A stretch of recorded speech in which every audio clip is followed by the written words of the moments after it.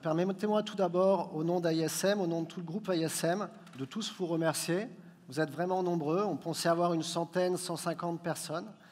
Et finalement, vous êtes 350, de ce que j'ai cru comprendre. Donc, merci beaucoup à tous. Merci à Emmanuela pour son organisation impeccable, pour permettre à tout le monde d'être assis dans de bonnes conditions. Merci aux techniciens qui ont fait un boulot super depuis hier. Et merci à nos traductrices qui, grâce à elles, on va pouvoir communiquer. Qui est ISM? Je vais vous faire un parallèle, puisque Nouriel Roubini va venir vous exposer ce qu'il pense de notre avenir économique d'ici à peu près une demi-heure. Nouriel Roubini, en 2006, est devant le FMI. En 2006, lorsqu'il est devant le FMI, il dit aux gens du FMI, vous savez, l'avenir économique des pays développés n'est peut-être pas si rose que cela, car une crise financière importante est devant nous. Vous imaginez que les gens du FMI étaient un petit peu déboussolés face à ce que Nouriel a pu leur annoncer. En faisant ça, Nouriel, qu'a-t-il fait finalement? Il a donné une alternative de pensée aux gens du FMI.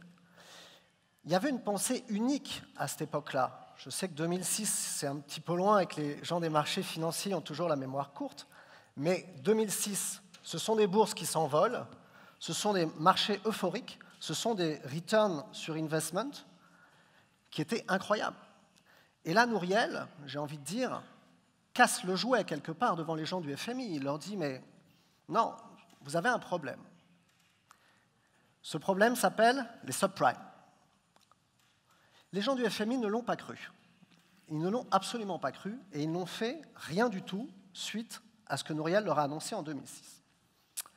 Si vous aviez été à cette époque-là dans cette salle, au FMI, et imaginez que chacun d'entre vous, soit dans votre métier en tant que professionnel, soit en tant que personne physique pour votre propre portefeuille d'investissement, qu'auriez-vous fait? Posez-vous la question. J'ai Nouriel Roubini, un des principaux économistes dans le monde, qui vous dit, monsieur, vous avez une crise, madame, monsieur, vous avez une crise majeure en face de vous, ça s'appelle les subprimes. Qu'est-ce que vous faites pour votre portefeuille? Nous, chez ISM, face à ça, on est prudent. La logique aurait voulu d'être prudent.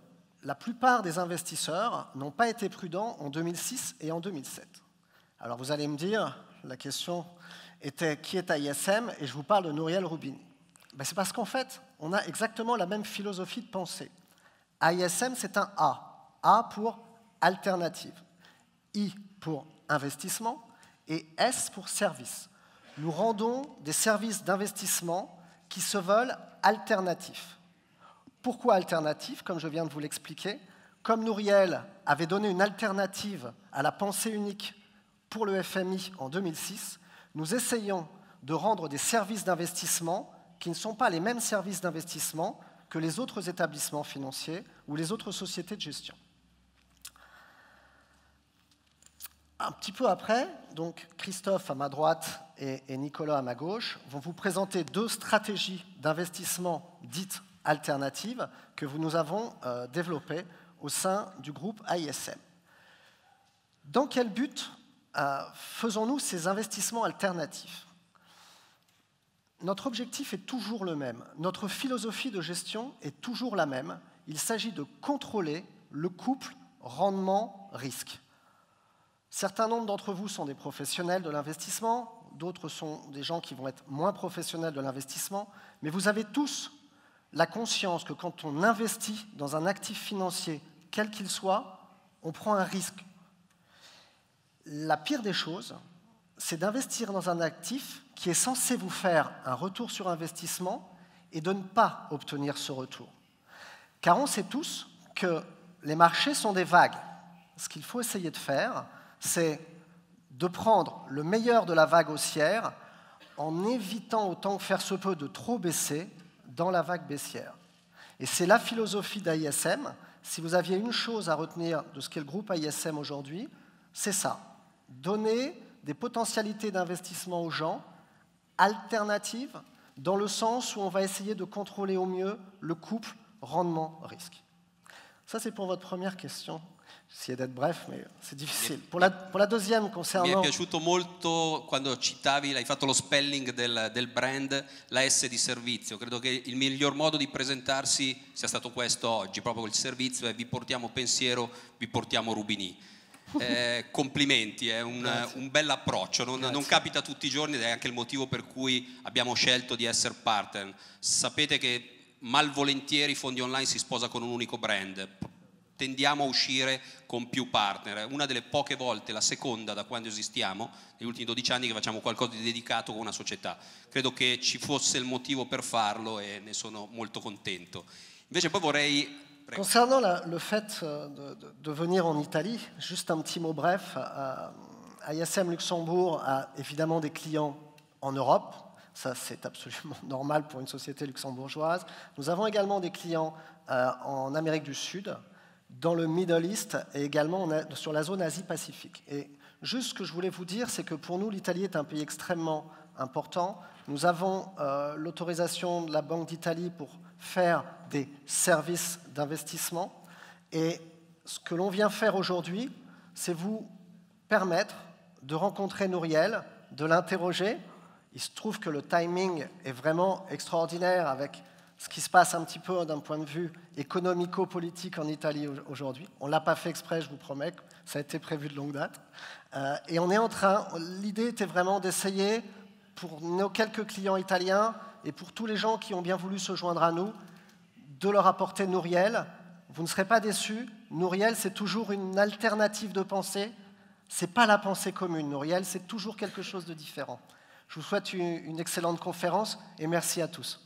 Grazie Olivier, secondo me sono anche fortunati perché aver scelto questa data, pensate che questo intervento è stato programmato molto tempo fa, essere qui oggi in questo momento con Rubini credo che possa essere molto utile per capire cosa sta succedendo.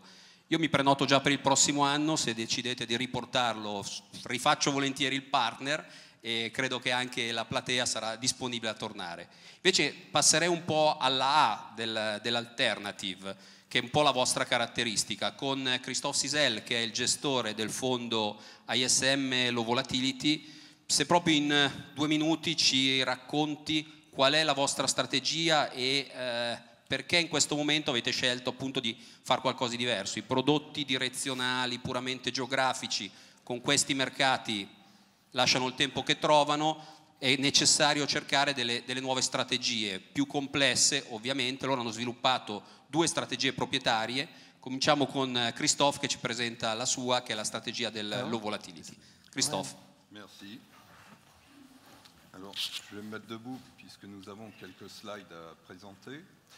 Donc, je suis chargé de mettre en application la stratégie low volatilité dans les fonds, dans les mandats d'AISM. La stratégie low volatilité répond à un besoin des investisseurs institutionnels qui est une croissance régulière et importante du capital sous contrainte de volatilité maîtrisée. Donc, volatilité maîtrisée pour nous, c'est un objectif inférieur à 4%. Nous verrons dans les slides que dans la réalité, nous sommes plutôt autour de 3%. Alors, cette problématique de gestion, je la connais très très bien, puisque j'ai passé 26 ans du côté des investisseurs institutionnels, et j'ai passé 26 années dans des compagnies d'assurance. Alors, qui dit compagnie d'assurance dit 26 conseils d'administration, et j'ai tendance à faire un parallèle avec votre magnifique Colisée, c'est-à-dire vous entrez dans un conseil d'administration pour donner vos résultats annuels. S'ils sont trop bons, le président du conseil vous dit oui, ils sont bons, mais vous avez dû prendre un risque inconsidéré, donc ça va pour cette fois-ci. Par contre, si vos résultats sont très mauvais, là c'est tout de suite non, vous pouvez sortir, ciao. Donc je connais bien ce souci de gérer sous contrainte de volatilité. Alors, je ne vais pas vous faire les 26 années de bilan dans mes compagnies d'assurance. Je vais vous présenter plutôt des slides pour montrer les résultats de la stratégie low vol depuis que je l'applique dans des fonds. Donc, on ne parle pas de backtesting, on parle de gestion réelle qui englobe en plus l'année 2008 qui était particulièrement difficile dans la gestion, puisqu'on a eu des bourses assez capricieuses qui nous ont fait voir de toutes les couleurs, avec des pertes de 44% sur les indices actions en particulier.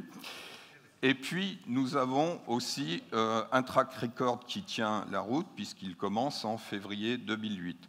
Donc voici la performance annualisée sur cette période qui englobe 2008, 6,84%. Et je vous disais, la volatilité annualisée tourne autour de 3%. Ce qui est important aussi, et je reviendrai tout à l'heure dans la description par classe d'actifs, nous avons un bêta relatif à l'Eurostoxx 50 qui est quand même extrêmement faible et qui nous distingue de nos petits camarades, en particulier quand on a un début d'année comme 2014, où finalement, si on se replonge fin de décembre 2013, le consensus disait les taux vont monter, les bourses vont continuer à monter, et patatras, on se retrouve le 3 février avec moins 15 sur l'indice Nikkei, moins 8 et quelques sur le Dow Jones, et là, on est bien content d'avoir un bêta de 0,13 uniquement qui nous distingue des autres et une performance qui était positive d'à peu près 0,85% début février. Voilà. Juste une petite remarque Oui. à ce niveau-là. Tu as souligné le delta par rapport au marché action à 0,13%. Par rapport aux gens moins initiés, cela signifie que quand le marché action monte de 1%, nous montons de 0,13%, et quand le marché action baisse de 1%, nous baissons de 0,13%, à due concurrence de ce que nous avons dans le fond. C'est extrêmement important, puisque ça veut dire que les performances qui ont été faites là, depuis 2008, n'ont pas été faites par rapport à un marché action qui serait monté très fort 2010, 2012, 2013, puisque nous ne prenons, entre guillemets, que 13% de la hausse du marché action. Les performances ont été faites de manière totalement autre. C'est très important, puisque comme je vous le disais tout à l'heure, quand on revenait par rapport à 2006, où là, les gens pensaient que les arbres allaient monter au ciel, les gens étaient investis dans des fonds diversifiés à 30, 40, parfois 50% dans les marchés actions. Quand le marché action baisse de 35, 40, 45%, vous en avez la moitié, vous faites le calcul tout seul, vous avez fait moins 25%. Nous ne sommes exposés qu'à 13%, entre guillemets à 13%, à la variation du marché action. Ça, c'est extrêmement important. La performance n'a pas été faite grâce à la hausse des marchés actions. Tout à fait, Olivier. Donc, ce n'est pas des coûts de bourse. C'est ce qui est extrêmement important. Notre performance, nous la construisons brique à brique, je dirais. Donc, bien sûr, on a un ratio de Sharpe qui est assez sympathique, eu égard à la performance et à la volatilité dégagée. Donc un graphique est toujours beaucoup plus parlant. On peut voir la régularité de la performance. En jaune, vous avez une performance sur un placement à 6% et en vert, un placement à 4%. Donc voilà, ça monte régulièrement et finalement de façon assez importante. De ce fait, je pense qu'on peut souligner que plus de 300 investisseurs nous font confiance et que nous gérons un peu plus de 1 milliard actuellement sous cette stratégie. Donc, comment arrivons-nous à des chiffres aussi sympathiques? Eh bien, tout simplement par une rigueur de gestion dans nos investissements, dans nos allocations et ensuite un pilotage de nos allocations assez dynamique. On est, dès le départ, contraint dans des règles d'investissement. Vous voyez que notre cœur, puisque nous avons une approche cœur-satellite, notre cœur qui est composé d'obligations, qui a priori ne sont pas extrêmement volatiles, va osciller entre 70 et 100%. Ça veut dire qu'on peut être à 100% si nous considérons qu'il y a suffisamment de matière pour atteindre notre objectif. Si nous pensons que les taux sont trop bas, qu'on n'arrivera pas à avoir environ 5-6% de performance, nous allons utiliser bien sûr les satellites. Les satellites peuvent représenter donc de 0 à 30% et en aucun cas au-dessus. Donc dès le départ, on va limiter nos risques. Pourquoi nous limitons et pourquoi nous avons ce cadre? Je l'ai dit dans l'introduction. Il est essentiel pour nous de maîtriser le couple rendement-risque. Il n'y a rien de pire pour un investisseur que de prendre un risque et finalement de ne pas avoir le retour sur ce risque. Donc il est extrêmement important, tous les jours, toutes les semaines, de garder ce cadre, de garder ce cap et de regarder ce qui est en train de se passer sur les marchés. Christophe va vous donner un exemple dans quelques secondes, ça doit être le slide d'après, qui doit être le slide, vas-y, c'est de juin, hein, c'est ça, hein, ouais, c'est ça. Donc en juin l'année dernière, si vous vous souvenez, qu'est-ce qui se passe? Les taux d'intérêt recommencent à flamber. Les gens ont à nouveau peur des dettes des pays dits périphériques. Et à ce moment-là, nous étions investis de manière non négligeable sur ces pays-là. Qu'est-ce qu'on a fait, Christophe? On a réduit drastiquement la duration du portefeuille.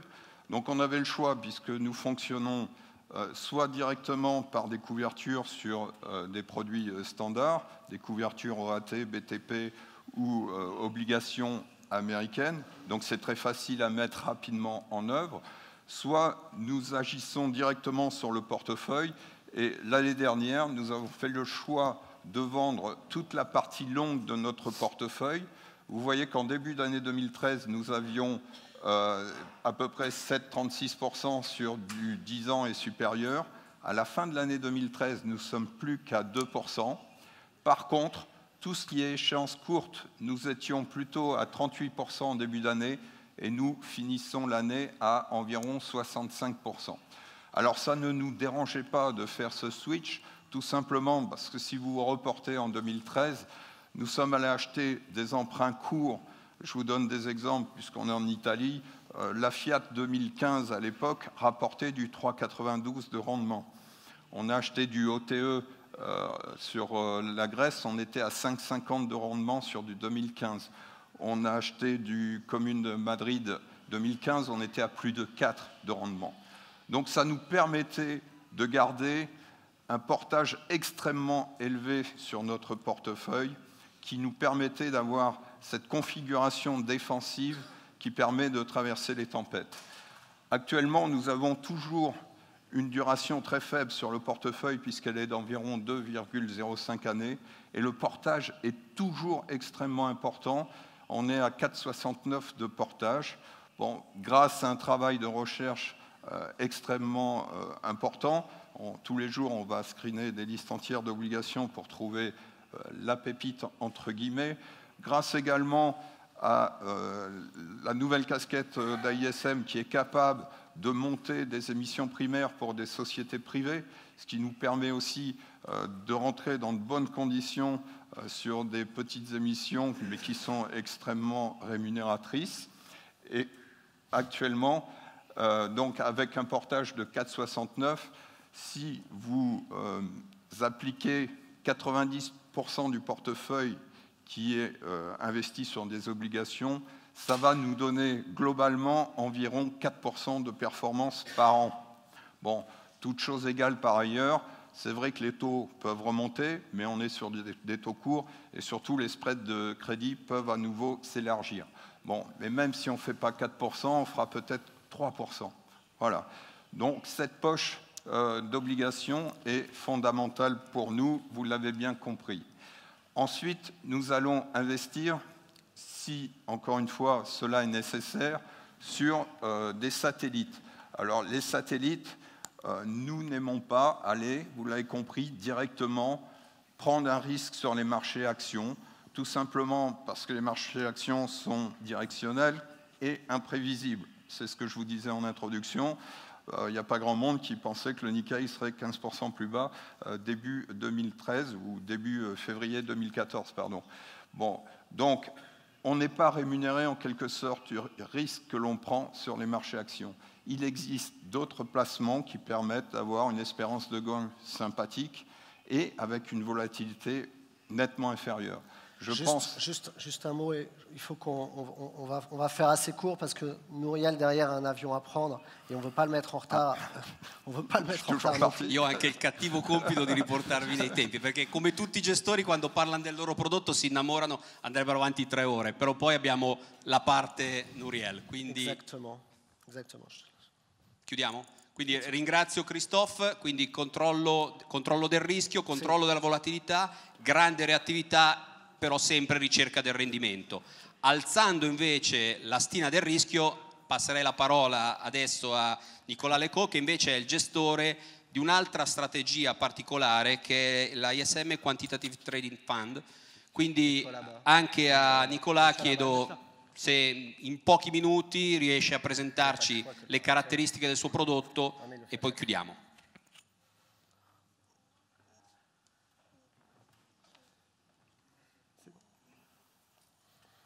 Oui, bonjour à tous. Je vais donc vous présenter la stratégie QT de ISM. QT est une stratégie de trading quantitative qui exploite un biais statistique mis à jour sur les marchés de futurs sur indices actions. Ce biais a été découvert en 2007. Il repose essentiellement sur une méthodologie de retour vers la moyenne de ces marchés sur un horizon de temps relativement court, puisque cet horizon est de 24 heures. Les horizons de 24 heures sont relativement peu travaillés par les gérants traditionnels. La méthode repose uniquement sur de l'analyse technique à 100%. Elle ne fait pas appel à des notions fondamentales telles que les valorisations. Elle ne fait pas non plus appel à des notions subjectives telles que les concepts de tendance ou de chartisme. Comme vous allez le voir, c'est une méthodologie qui est non dépendante des cycles économiques. Enfin, elle est relativement bien décorrélée des supports d'investissement traditionnels que sont les actions, les obligations ou encore l'immobilier. Actuellement, la stratégie est appliquée sur les principaux marchés de futurs sur indices actions les plus liquides, donc principalement des marchés américains. Nous avons le Standard & Poor's 500, le Dow Jones, le Nasdaq, le Russell 2000. Et en Europe, nous avons introduit assez récemment l'Eurostoxx 50. Cette stratégie a des caractéristiques assez particulières puisqu'elle est opportuniste. C'est-à-dire que nous scannons un certain nombre de marchés, mais nous détectons assez peu d'opportunités de trade.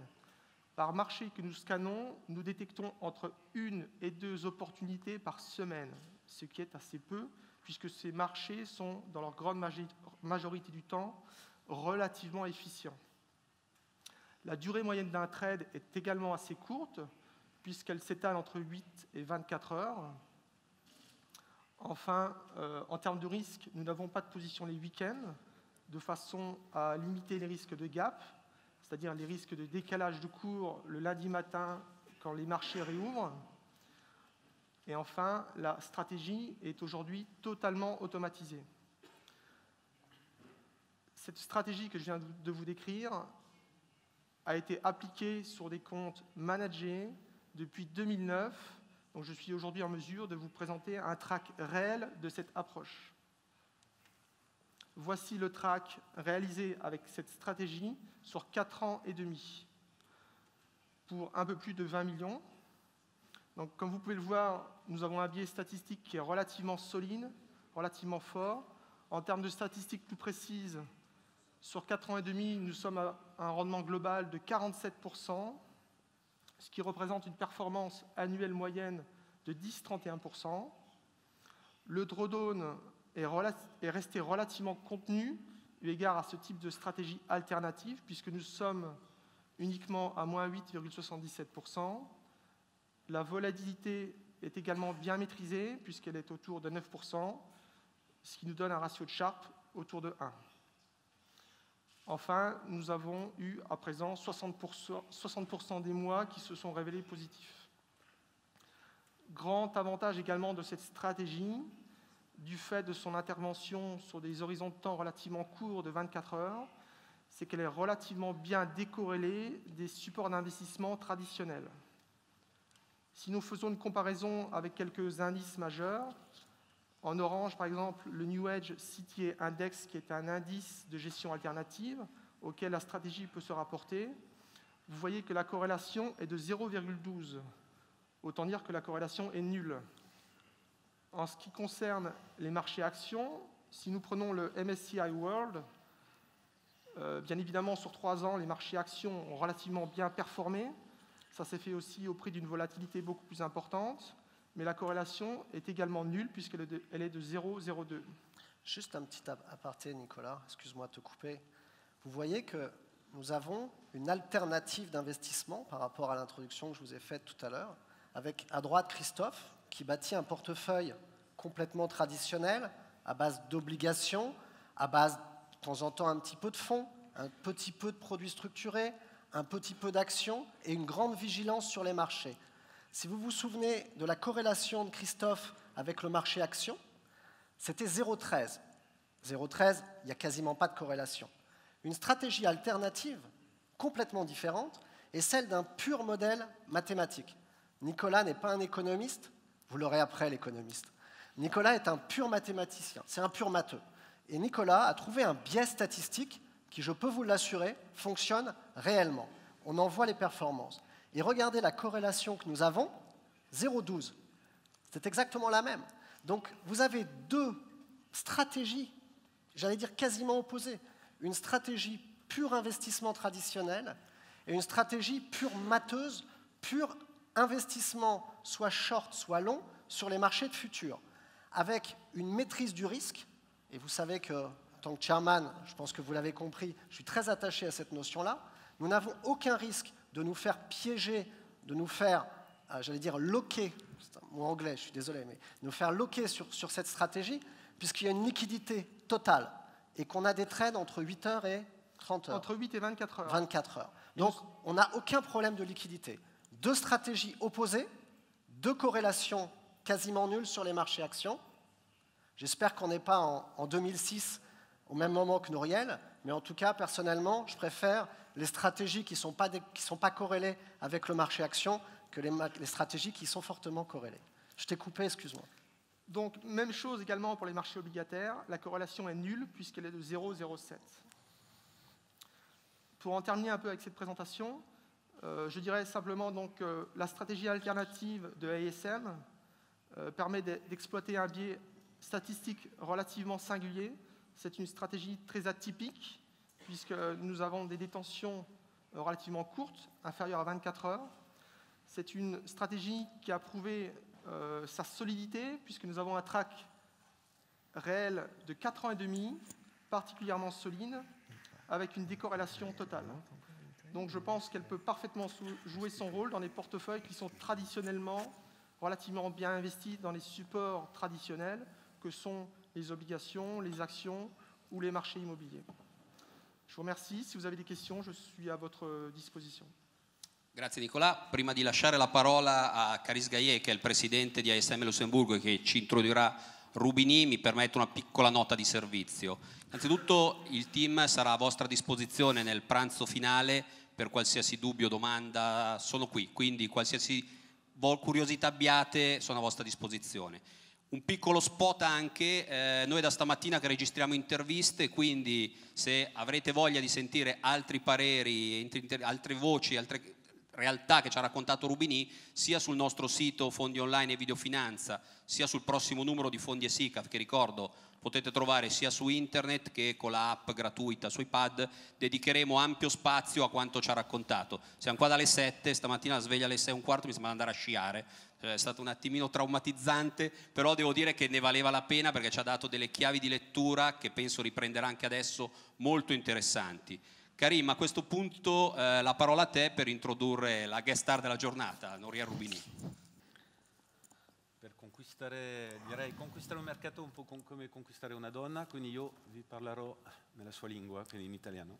Vi dirò, sarò molto breve, per rispondere soltanto a due domande che mi sono state fatte stamattina e concretamente cosa implica la nostra presenza qua.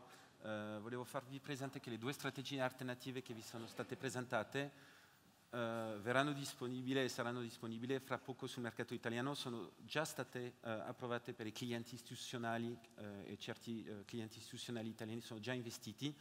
L'idea nostra, perché parliamo di strategie alternative, è di innanzitutto provare queste strategie prima su dei mandati gestiti, poi di andare, direi, su della gestione collettiva, pubblica.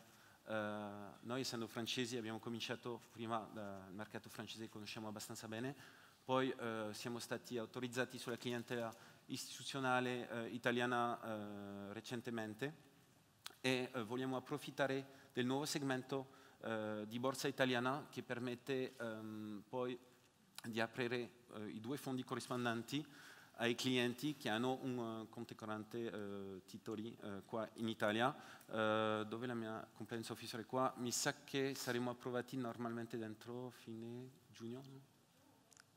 Sì, giugno. Quindi ecco le notizie. Noi abbiamo cominciato da 2008 sui mandati gestiti, siamo andati in gestione collettiva dal 2012 e ormai siamo in 2014 e speriamo di avere anche qualche successo qua in Italia. Vi ringrazio i nostri partner di fondi online, di IDP, poi ovviamente 371 guarda, gradi. di brand ne abbiamo talmente tanti che non riesci a citarli tutti, perché ci inventiamo sempre qualcosa di nuovo, un po' come voi. No, ringraziamo questo bellissimo poi, event, perché non l'avremmo mai, noi siamo stranieri e senza di voi e senza dei partner locali così efficienti non avremmo mai potuto sperare una prima presenza in Italia in un posto così prestigioso. Poi vi racconterò un po', quando introdurrò Nouriel, un po' cosa su Nouriel, con cui abbiamo anche una bella storia di collaborazione, ma è vero che anche per lui devo dire che avere tutti voi una bella presenza, quasi tanti media anche presenti, è sicuramente per noi un onore e vi ringraziamo tantissimo a tutti per la vostra presenza. Grazie mille. Grazie.